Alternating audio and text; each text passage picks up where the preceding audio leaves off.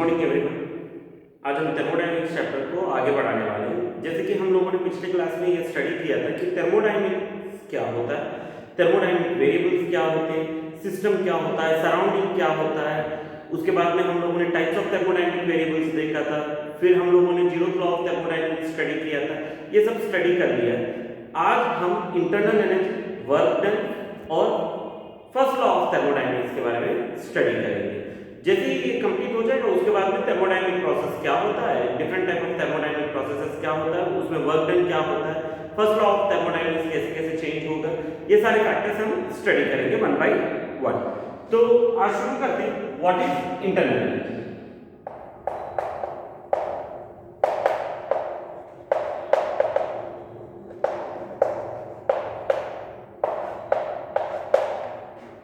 What is internal energy? देखो, generally ये हम लोगों ने थर्मल एक्सपेंशन में स्टार्टिंग में भी स्टडी किया था, जब हम लोगों ने ये देखा कि heat is energy in transit. जब भी हीट एक बॉडी से दूसरे बॉडी को ट्रांसफर होता है from high temperature to low temperature, तो ट्रांसफर होते समय वो हीट एनर्जी के फॉर्म में होता है। पर वो हीट एनर्जी जैसे ही एक बॉडी के दूसरे बॉडी में चला जाता है, ये हीट एनर्जी फिर से किसमें कन्वर्ट हो जाता है? Internal energy. तो उस पॉइंट वही हम लोगों ने डिस्कस कर रखा है कि इंटरनल एनर्जी क्या होता है। तो जनरली इंटरनल एनर्जी किसको कहा जाता है बेटा? It is the sum of total kinetic energy and potential energy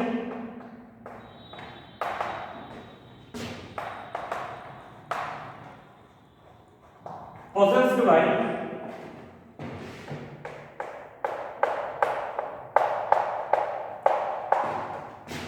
the constituent atoms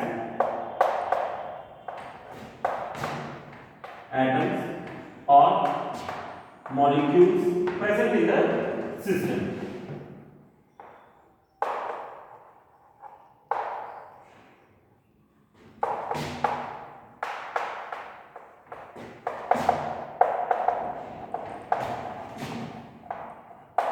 ठीक है, तो ये सिस्टम में जितने भी एटम्स प्रेजेंट हैं, जितने भी मॉलिक्यूल्स प्रेजेंट हैं, उन सभी एटम्स और मॉलिक्यूल्स का जो काइनेटिक एनर्जी और पोटेंशियल एनर्जी होता है, उन सभी को अगर सम करके टोटल वैल्यू निकालोगे तो उस टोटल एनर्जी को हम क्या कहते हैं?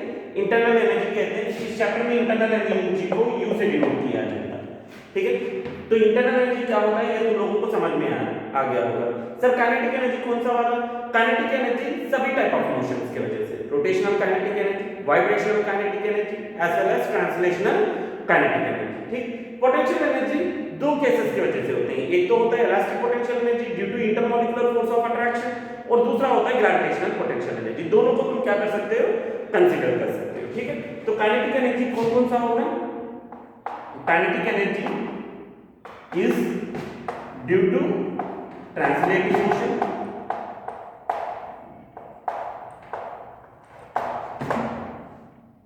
translating, rotating, as well as vibrational motion.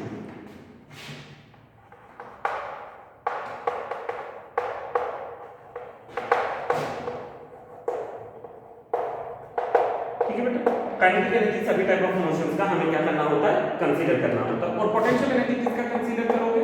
Potential energy is due to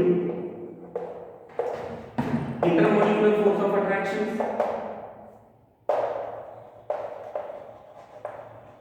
intermolecular forces as well as gravitational potential.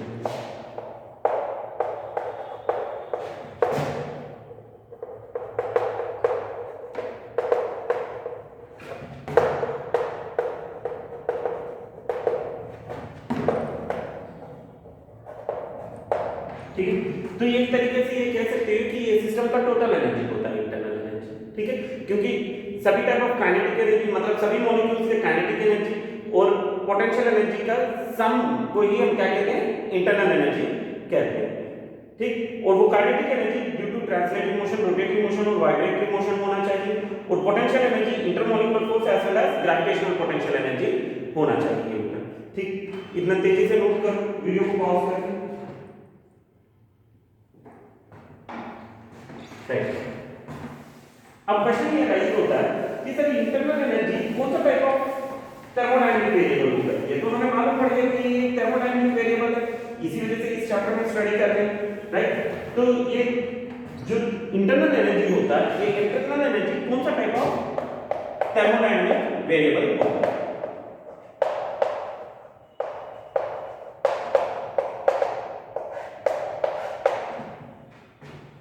तो ये जनरली स्टेट वेरिएबल होता है। कौन सा वेरिएबल होता है? State variable. Sir state variable मतलब, स्टेट वेरिएबल का मतलब होता है कि ये जिस प्रोसेस या जिस पाथ से उस स्टेट को अचीव किया जाता है उस पर डिपेंड नहीं करता, ये फाइनली किस स्टेट पे रीच हुआ है सिर्फ उस फैक्टर पे डिपेंड करता है, ठीक है? मींस इंटरनल एनर्जी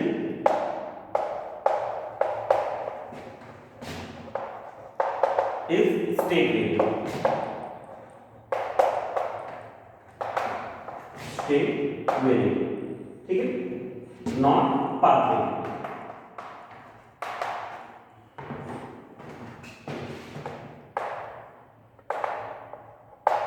इसका मतलब क्या है? It depends on the state, not on the path in which that state is achieved. It depends on the state of thermodynamic process.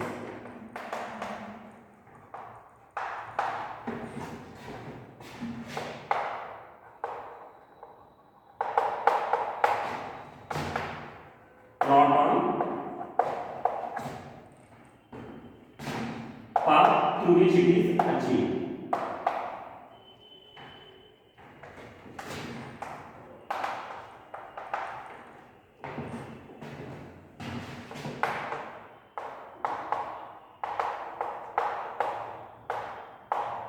ठीक है, तो ऐसे वेरिएबल को क्या कहते हैं? स्टेट वेरिएबल कहते हैं। और इंटरनल एनर्जी एक स्टेट वेरिएबल होता है। तो सर ये कौन कौन से फैक्टर पे डिपेंड करता है? ये जनरली प्रोसेस पे डिपेंड नहीं करता, सिर्फ और सिर्फ टेम्परेचर पे डिपेंड करता है कि उस स्टेट पर उस बॉडी का टेम्परेचर कितना है या उस सिस्टम का टेम्परेचर कितना है। और कोई फैक्टर पे इंटरनल एनर्जी डिपेंड नहीं करता, it depends only on temperature of the state. It depends only on temperature of the state.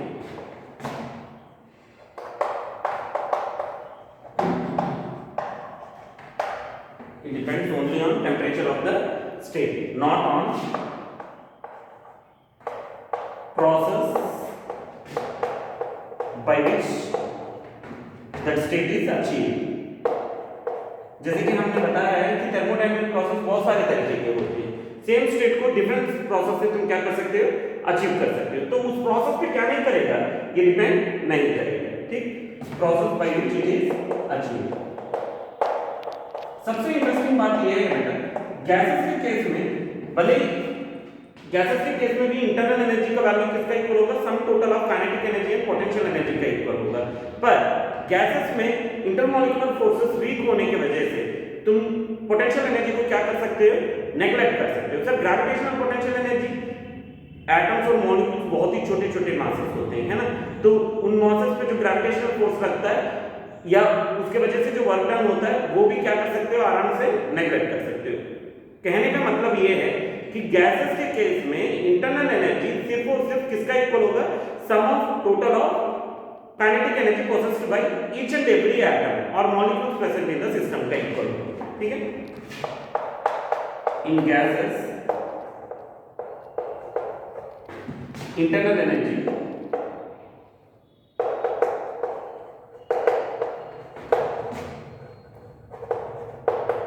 is equal to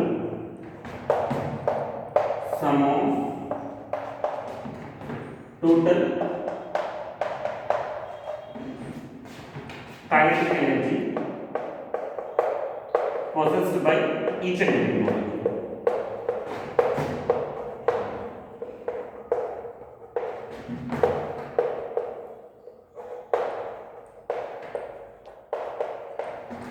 molecule. In the system,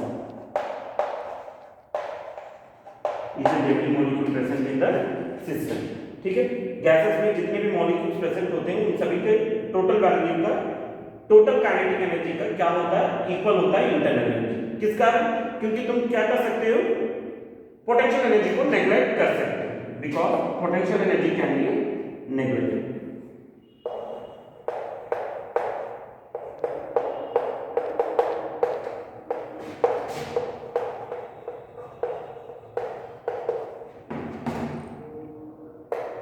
Which is very small। ये very small क्यों होता है बेटा? Due to weak intermolecular forces. ठीक है, gases में week intermolecular forces होने के कारण इसका वैल्यू बहुत ही कम होता है। ठीक है, जिस पोटेंशियल एनर्जी को तुम नेग्लेक्ट करोगे तो गैसेस के केस में इंटरनल एनर्जी किसका इक्वल हो जाएगा? Sum of total kinetic energy possessed by each and every atom और मॉलिक्यूल का इक्वल हो जाएगा। ठीक है बेटा, नोट करो इसे।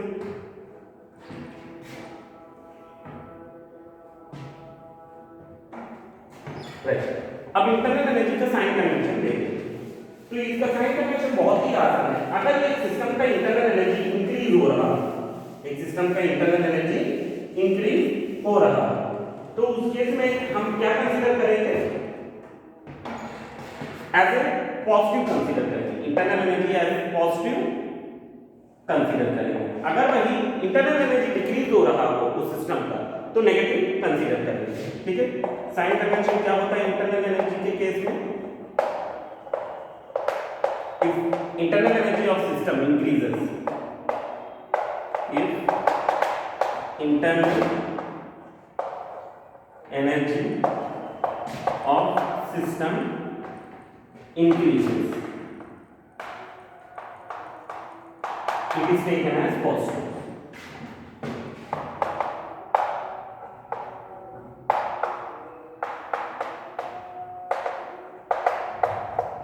If internal energy of system decreases,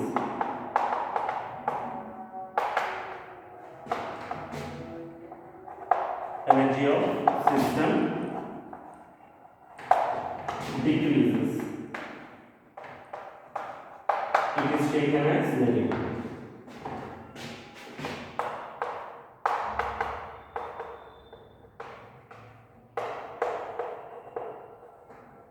हाँ, ये क्वेश्चन भले ही राइज हो सकता है कि सर इंटरनल एनर्जी इंक्रीज या डिक्रीज करने के लिए क्या क्या किया जा सकता है। तो दो वेज में इंटरनल एनर्जी इंक्रीज या डिक्रीज कर सकते हो बेटा। एक तरीका ये होता है कि तुम मैकेनिकल वर्क डन करके इंटरनल एनर्जी को इंक्रीज कर सकते हो। दूसरा तरीका ये होता है उस बॉडी को हीट या कूल करके, मतलब टेम्परेचर इंक्रीज या डिक्रीज करके इंटरनल एनर्जी को चेंजेस कर सकते हो। तो इसे नोट में लिख सकते हो, internal energy can B change, internal energy of system can be change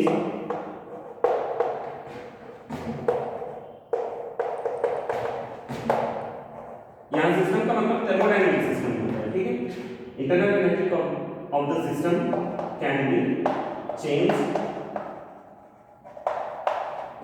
either by mechanical work done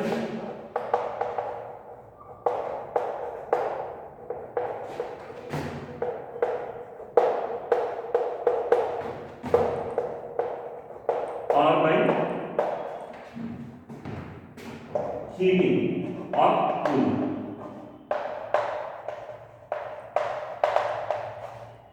The system।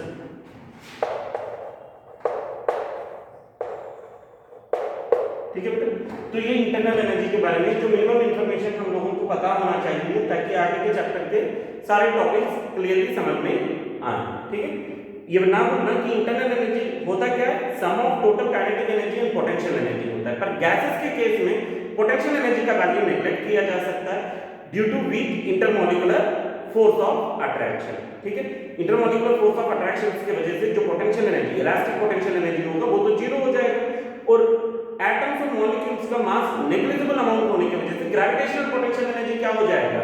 Zero हो जाएगा। इस कारण इंटरनल एनर्जी गैसेस के केस में सम ऑफ टोटल काइनेटिक एनर्जी का इक्वल कर सकते हो। दूसरा तुम लोगों को साइन कन्वेंशन याद रखना है, अगर सिस्टम का इंटरनल एनर्जी इंक्रीज हो रहा हो तो उस केस में हम लोगों को पॉजिटिव लेना है। सिस्टम का टोटल एनर्जी अगर इंटरनल एनर्जी अगर डिक्रीज हो रहा हो तो साइन कन्वेंशन नेगेटिव लेना है इंटरनल एनर्जी के लिए। ठीक है बेटा, नोट करो।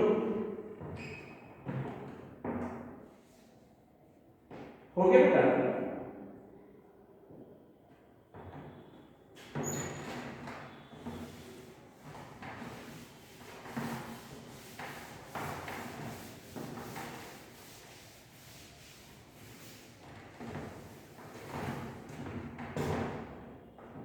राइट।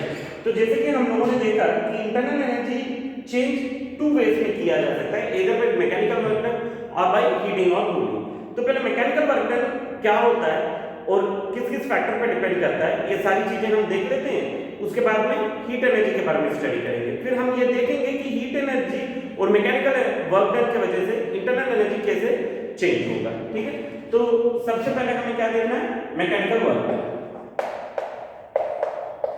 तो एज यूजुअल वर्क डन क्या होता है, it is the dot product of force with displacement vector होता है। तो यहां फोर्स एग्जर्ट होना है, तो फोर्स कौन एग्जर्ट करेगा, फोर्स गैस एग्जर्ट करेगा पिस्टन के ऊपर। तो पिस्टन को डिस्प्लेस करने के लिए जो भी फोर्स गैस ने एग्जर्ट किया है, उस फोर्स के वजह से पिस्टन पे जो वर्क डन हुआ, उस वर्क डन को ही हम क्या करने वाले हैं, कैलकुलेट करने वाले हैं। तो कैसे कैलकुलेट किया जा सकता है, देखो मैंने क्या किया, एक frictionless cylinder piston system consider किया।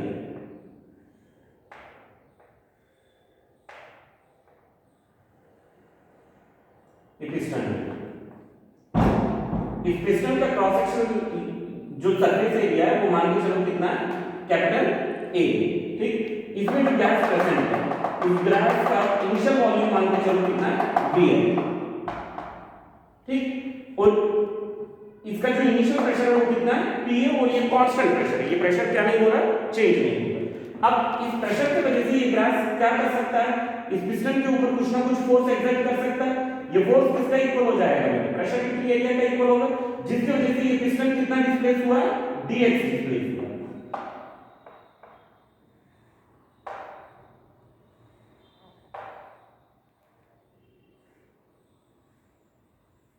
कितना डिस्प्लेस हुआ, dx डिस्प्लेस हुआ। तो जो भी चेंज इन वॉल्यूम आया होगा, वो चेंज इन वॉल्यूम किसका इक्वल हो जाएगा बेटा, cross section area into dx का इक्वल हो जाएगा। ठीक, तो यहां change in volume, small change in volume v किसका इक्वल हो जाएगा, cross section area into dx का इक्वल हो जाएगा। ठीक, तो हम लोगों को वर्क डन निकालना है, तो small work done by the pressure किसका इक्वल होगा, p इनटू या f इनटू dx का इक्वल होगा। f को तुम क्या लिख सकते हो, pressure into area into dx लिख सकते हो। ठीक, अब टोटल वर्क डन चाहिए तो इसी को क्या करना होगा, इंटीग्रेट करना होगा। इंटीग्रेट करने से पहले ये dx के बदले में क्या लिख सकता हूं, जो भी चेंज इन वॉल्यूम आया है, तो pressure into change in volume. अगर कांस्टेंट प्रेशर हो तो pressure into change in volume use कर सकते हो। मतलब लार्ज वर्क डन के लिए क्या कर सकते हो, pressure into change in volume. ये किसके लिए यूज किया जाएगा, फॉर कांस्टेंट प्रेशर। अगर प्रेशर कांस्टेंट ना हो, प्रेशर कंटीन्यूअसली चेंज हो रहा हो चेंज इन वॉल्यूम के साथ, तो उस केस में जो भी टोटल वर्क डन होगा वो किसका इक्वल हो जाएगा, इंटीग्रल प्रेशर इनटू dv का इक्वल हो जाएगा। ठीक है, और हम लोगों को लिमिट कहां से कहां तक लेना है, initial volume to final volume लेना है, क्योंकि लिमिट किसका लिया जाता है, जो डिफरेंशिएट हो रहा है।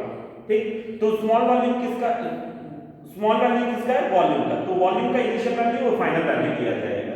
अब ये वाला फॉर्मूला कब यूज किया जाता है, जब प्रेशर क्या हो रहा हो, वेरी हो रहा हो, किसके रेस्पेक्ट में, वॉल्यूम के रेस्पेक्ट में, फॉर वेरिएबल प्रेशर। तो बेटे यहां क्या हुआ, गैस एक्सपैंड हुआ है। तो गैस एक्सपैंड होते समय गैस ने पिस्टन के ऊपर फोर्स अप्लाई किया, और फोर्स क्या हुआ, फोर्स की वजह से पिस्टन डिस्प्लेस हुआ है। ठीक है, तो यहां गैस ने क्या किया, वर्क डन किया है सराउंडिंग के ऊपर। गैस ने क्या किया, वर्क डन किया है सराउंडिंग के ऊपर, means here system does work on surrounding. ठीक, दूसरा केस क्या हो सकता है, जब पिस्टन कंप्रेस हो रहा हो, तो पिस्टन कंप्रेस होना मतलब surrounding does work on gas या सिस्टम। ठीक है, तो इसे बेस करके वर्क डन के लिए भी साइन कन्वेंशन लिया जाता है। तो अगर सिस्टम वर्क कर रहा हो तो पॉजिटिव लिया जाएगा, अगर वही सराउंडिंग वर्क कर रहा हो तो नेगेटिव लिया जाएगा। इसे डायरेक्टली नोट कर लो, साइन कन्वेंशन क्या होता है इसका।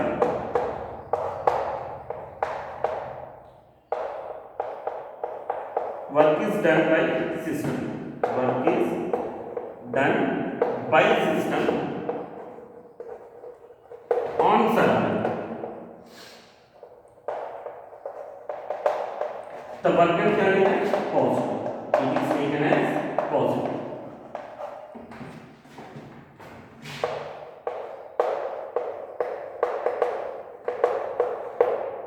सेकेंड, अगर work is done on system by surrounding,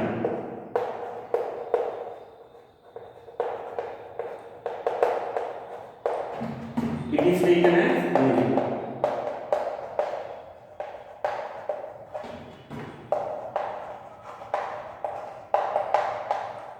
ठीक है, अगर वर्क सिस्टम कर रहा हो सराउंडिंग के ऊपर तो उसे हम क्या लेना है, पॉजिटिव लेना है। अगर वर्क सराउंडिंग सिस्टम पे हो रहा हो सराउंडिंग की वजह से तो हमें वर्क डन क्या लेना है, नेगेटिव लेना है। ठीक है बेटा, नोट करो इसे तेजी से, पॉज करके नोट कर सकते हो। ठीक है,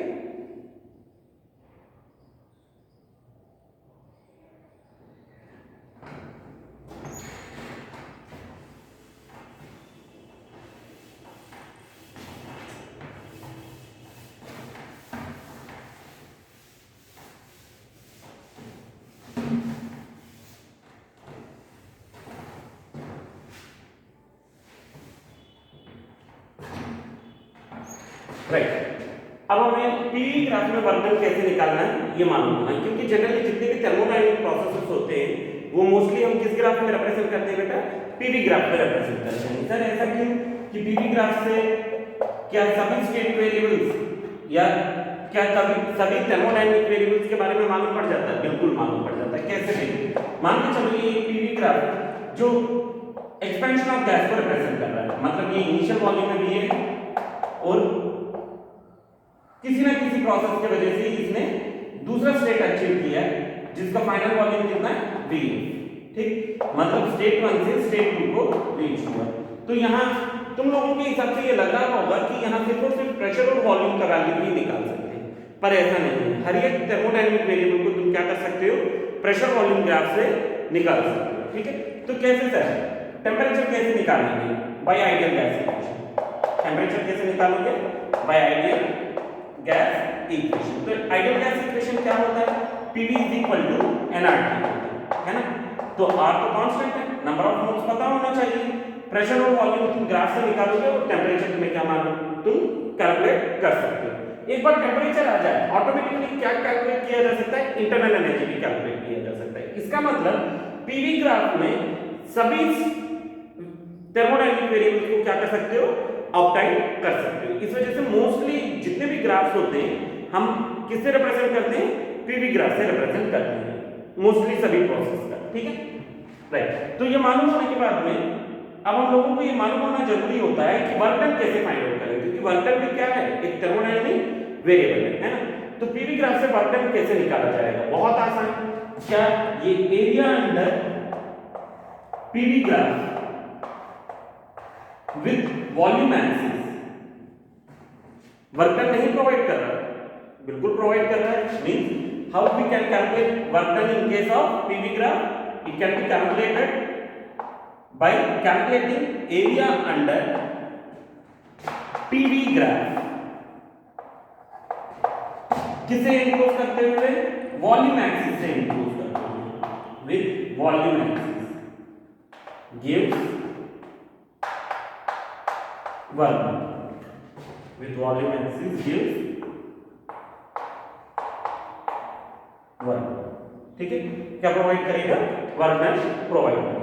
और ये हम लोगों को पता भी है कि pressure into volume work done का फॉर्मूला कई इक्वल हो रहा है। तो यहां से एरिया अंडर वॉल्यूम एक्सिस क्या प्रोवाइड करेगा, area of PV graph with volume axis क्या प्रोवाइड करेगा, वर्क डन प्रोवाइड करेगा। तो इस तरीके से क्या कर सकते हैं, हम वर्क डन कैलकुलेट कर सकते हैं बाय यूजिंग पीवी ग्राफ। ठीक है बेटा, राइट।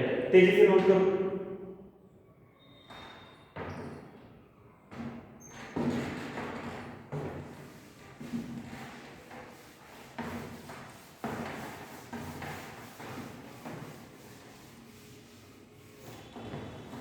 अब हम लोगों को क्या पढ़ना है, हीट एनर्जी के बारे में पढ़ना है। और जैसे हीट एनर्जी के बारे में मालूम हो जाएगा ऑटोमेटिकली क्या समझ में आ जाएगा कि फर्स्ट लॉ ऑफ थर्मोडायनामिक्स क्या होता है। तो फर्स्ट लॉ ऑफ थर्मोडायनामिक्स में हीट एनर्जी के बारे में स्टडी कर लेते हैं।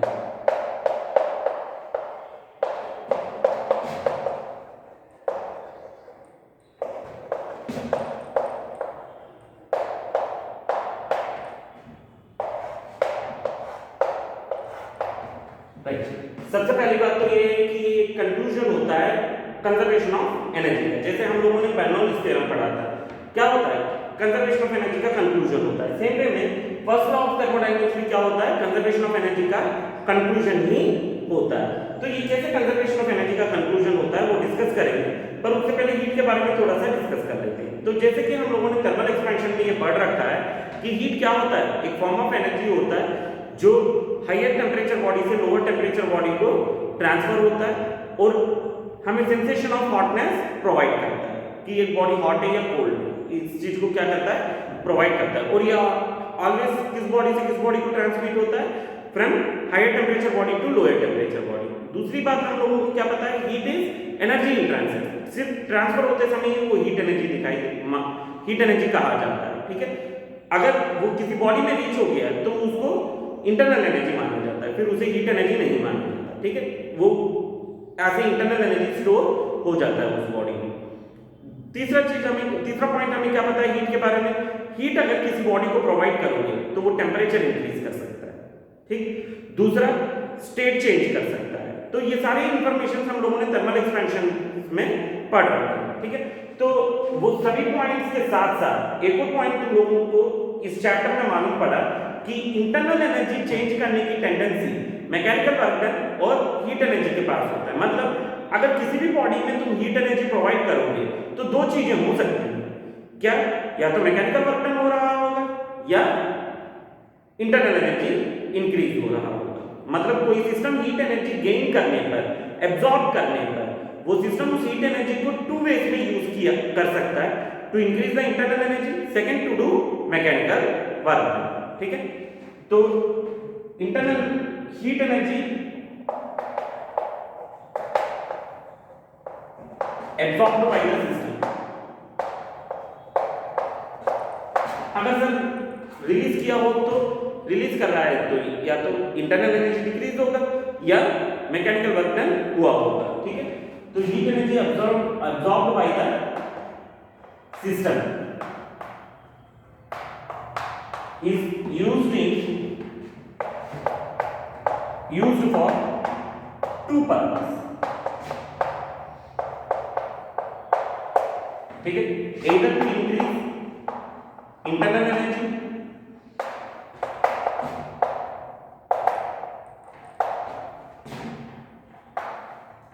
और या तुम सिंपली ये कह सकते हो टू इंक्रीज इंटरनल एनर्जी।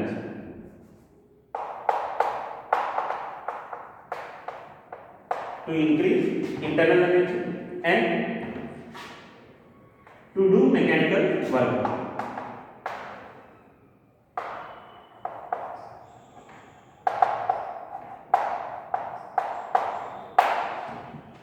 ठीक है, मींस अगर हमने एक सिस्टम में Q amount of heat provide किया और उस सिस्टम ने क्यू अमाउंट ऑफ हीट को एब्जॉर्ब कर लिया, तो वो क्यू अमाउंट ऑफ हीट किसका इक्वल होगा इंक्रीजिंग इंटरनल एनर्जी के लिए प्लस वर्क डन के लिए। इस स्टेटमेंट को हम क्या कहते हैं फर्स्ट लॉ ऑफ थर्मोडायनामिक्स कहते हैं।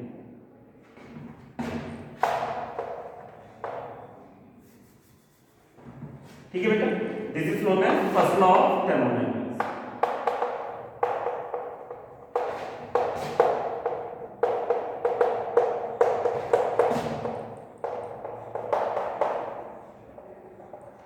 अब क्वेश्चन ये राइज होता है कि सर इसमें फर्स्ट लॉ ऑफ थर्मोडायनामिक्स होता है, ठीक है, आपने ये बताया था कि फर्स्ट लॉ ऑफ थर्मोडायनामिक्स जो होता है वो कंक्लूजन होता है किसका कंजर्वेशन ऑफ एनर्जी का। तो इस प्रोसेस में कहां कंजर्वेशन ऑफ एनर्जी हो रहा है।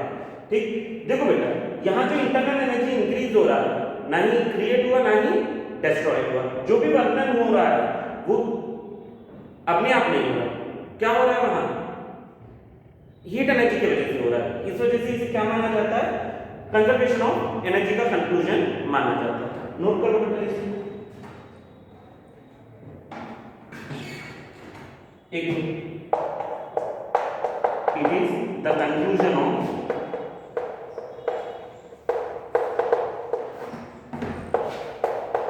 Conservation of energy.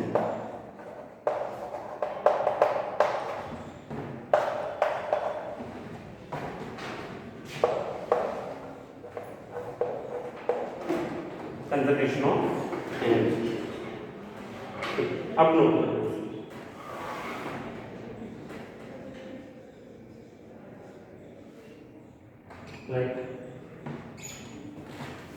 अब क्वेश्चन ये अरेंज होगा कि हीट एनर्जी जो होता है वो कौन सा थर्मोडायनेमिक वेरिएबल होगा, है ना? कि हीट एनर्जी स्टेट वेरिएबल है या हीट एनर्जी पाथ वेरिएबल। तो पहले ये देख लेते हैं, हीट एनर्जी सबसे पहले पाथ वेरिएबल होता है। Heat energy is path variable. Sir कैसे हीट एनर्जी पाथ वेरिएबल कैसे हो सकता है? एक पीवी ग्राफ कंसीडर करो, इसमें दो प्रोसेस ने क्या किया है, टू सेम स्टेट्स को अचीव किया है। एक पर्टिकुलर स्टेट से दूसरा particular state, two different process से क्या किया है तुमने अचीव किया, process A and process B. ठीक, तो एज पर प्रोसेस ए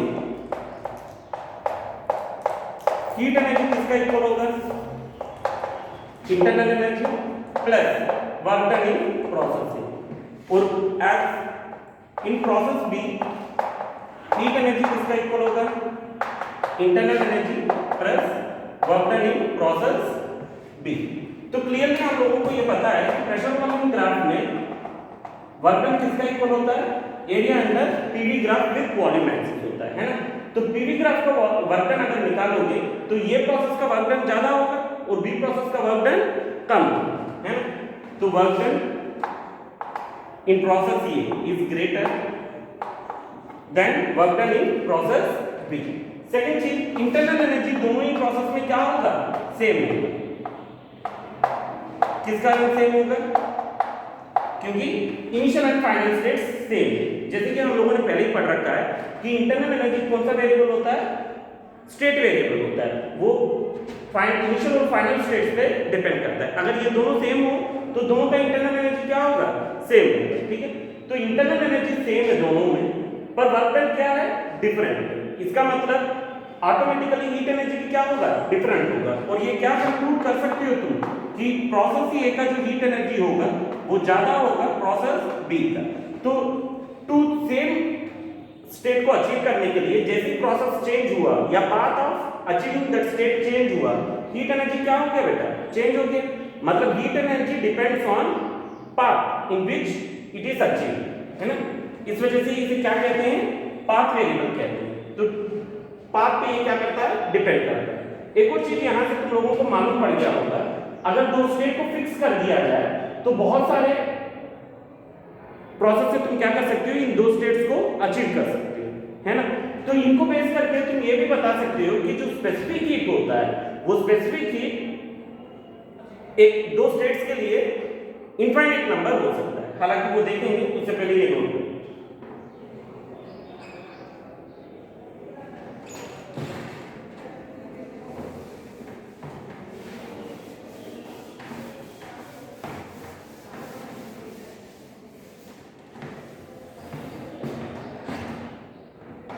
ठीक है, तो हमें ये देखना है कि स्पेसिफिक हीट किसको कहा जाता है। उससे पहले sign convention of heat energy देख लेते हैं।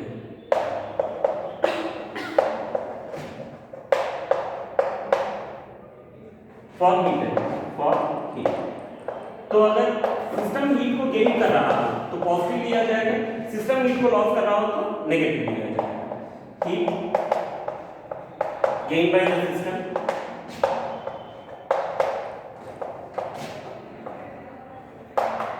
is taken as positive.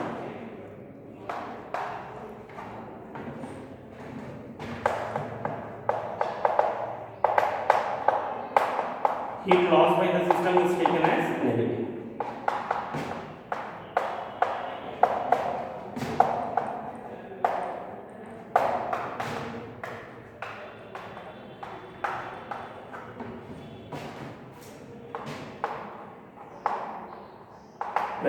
अब हमें क्या स्टडी करना है, मोलर स्पेसिफिक हीट के बारे में। तो मोलर स्पेसिफिक हीट के बारे में थर्मल एक्सपेंशन में हम लोगों ने थोड़ा बहुत स्टडी किया, फिर इसे कंटिन्यू कर लेते हैं। मोलर स्पेसिफिक हीट को किससे डिनोट किया जाता है, सी से डिनोट किया जाता है ना? तो कैसे डिफाइन किया था बेटा मोलर स्पेसिफिक हीट को, the amount of heat required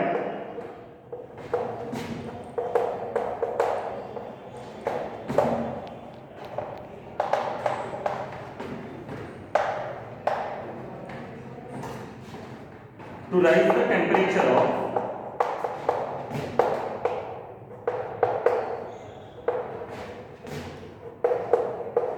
unit mole of substance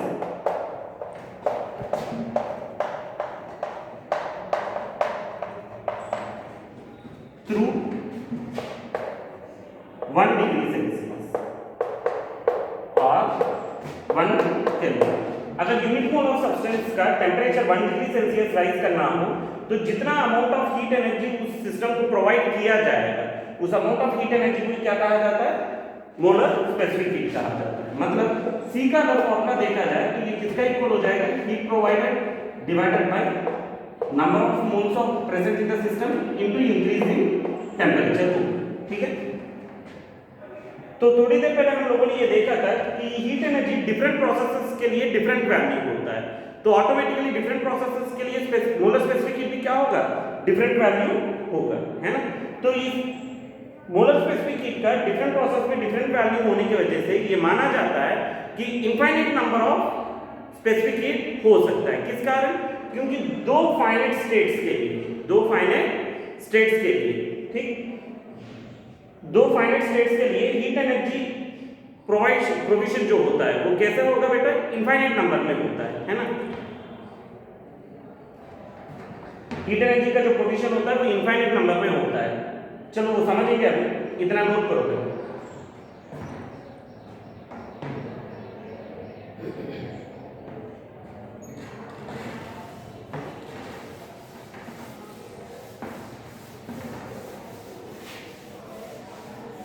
right, तो थोड़ी देर पहले ये पॉइंट हम डिस्कस कर रहे थे कि infinite number of molar specific heat हो सकता है।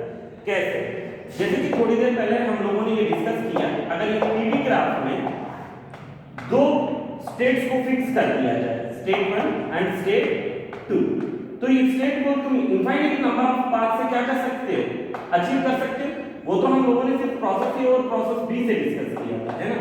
पर जरूरी तो नहीं कि ये दो ही स्टेट हो, इसमें बहुत सारे पाथ से तुम क्या कर सकते हो? अचीव कर सकते हो।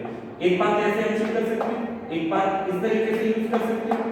तो कितने पाथ ट्रेस कर सकते हो? यहाँ infinite number of path trace कर सकते हो। तो इनफाइनाइट नंबर ऑफ पाथ में जब टू फाइनाइट स्टेट्स को अचीव किया जा सकता है तो इन सभी पाथ के लिए हीट एनर्जी अलग होगा, ऑब्वियसली अलग होगा, है ना। तो हीट एनर्जी सभी पाथ के लिए अलग है, तो स्पेसिफिक हीट का वैल्यू भी क्या होगा? अलग होगा। किस कारण? क्योंकि मोलर स्पेसिफिक हीट का वैल्यू किसका इक्वल होता है? Heat energy provided per unit mole per unit rise in temperature होता है ना। तो अमाउंट ऑफ हीट एनर्जी जैसे जैसे चेंज होता जाएगा मोलर स्पेसिफिक हीट का वैल्यू भी क्या होगा? चेंज होता जाएगा। और टू फाइनाइट स्टेट्स के लिए या एक पर्टिकुलर स्टेट को अचीव करने के लिए हम कितने पाथ से अचीव कर सकते हैं? इनफाइनाइट नंबर ऑफ पाथ से अचीव कर सकते हैं। इनफाइनाइट नंबर ऑफ पाथ से अचीव कर रहे हैं, इसका मतलब इनफाइनाइट वेव्स में हम हीट प्रोवाइड कर सकते हैं। और इनफाइनाइट नंबर ऑफ वेव्स में हीट प्रोवाइड कर रहे हो सेम मोल पर और सेम टेम्परेचर पर, तो क्या होगा? Infinite number of molar specific heat present होगा। ठीक है बेटा, तो क्या कह सकते हैं यहां? There is infinite number of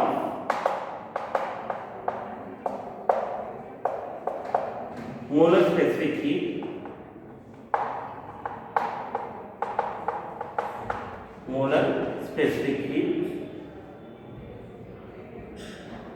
for two finite states। किस कारण है इसे? Because two finite states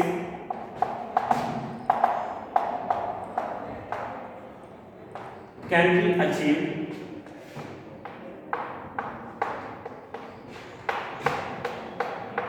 by infinite number of paths।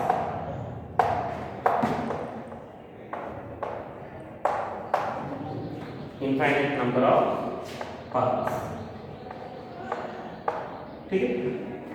तो दो फाइनाइट स्टेट्स हम क्या कर सकते हैं? इनफाइनाइट नंबर ऑफ पाथ से अचीव कर सकते हैं।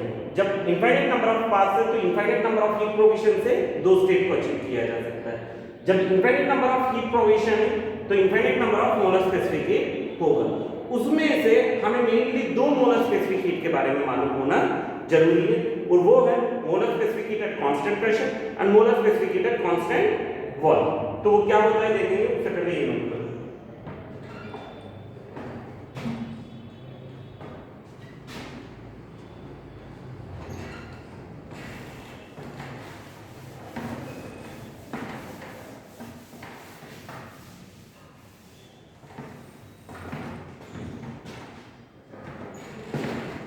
राइट, तो हम लोगों को क्या देखना है कि molar specific heat at constant pressure क्या होता है। Molar specific heat at constant pressure,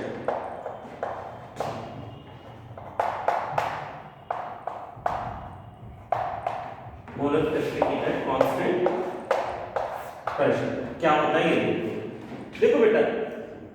molar specific heat का डेफिनेशन तो वही है, क्या, amount of heat required per unit mole per unit rise in temperature. अगर हीट प्रोविजन कांस्टेंट प्रेशर में किया जाए, हीट प्रोविजन कांस्टेंट प्रेशर में किया जाए, तो उसको हम क्या कहते हैं, molar specific heat at constant pressure कहते हैं, और उसे किससे डिनोट करते हैं, Cp से डिनोट करते हैं। तो इसे कैसे डिफाइन कर सकते हो, it is defined as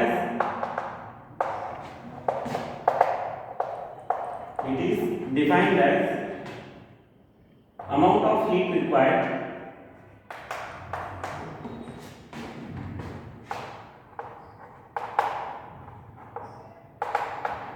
to rise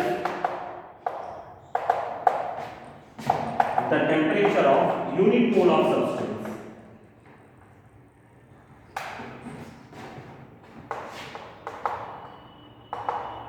Unit mole of substance.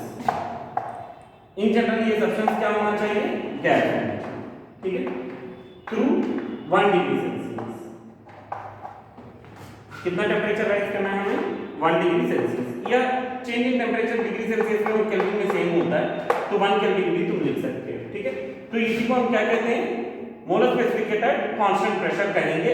अगर ये प्रोसेस कैसे, हीट जो प्रोविजन किया वो कैसे प्रोविजन किया, वो कांस्टेंट प्रेशर में, एट कांस्टेंट प्रेशर,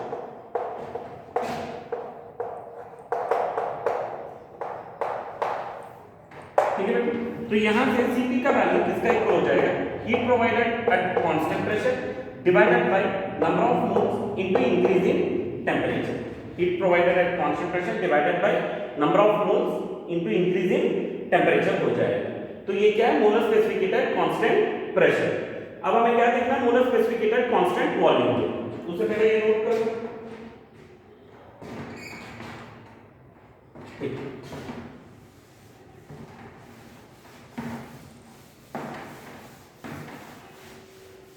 तो molar specific heat at constant volume के लिए भी definition same as it is आएगा।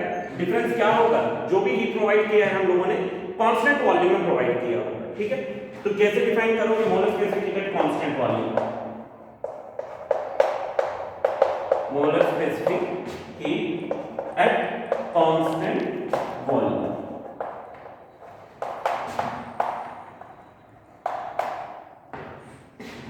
इसे किससे डिनोट किया जाता है, Cv से डिनोट किया जाता है, ठीक है। तो क्या होता है, the amount of heat required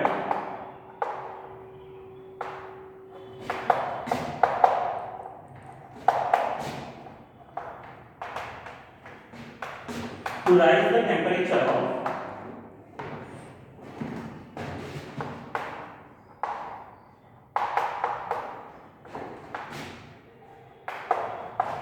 unit mole of substance, unit mole of gas, unit mole of gas at constant volume through 1 degree Celsius.